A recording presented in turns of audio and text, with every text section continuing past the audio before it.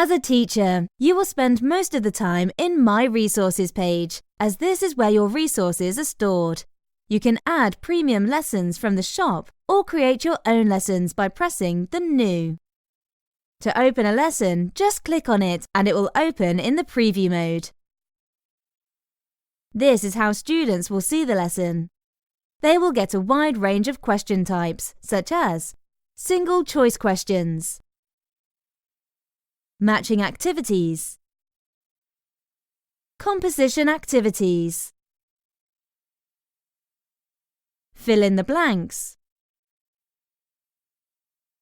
and many more. After answering all questions, students will get instant feedback and a score. They will get the chance to leave a comment or rate how much they liked the test. If some activities are too difficult or too easy for your students, we have some great news for you.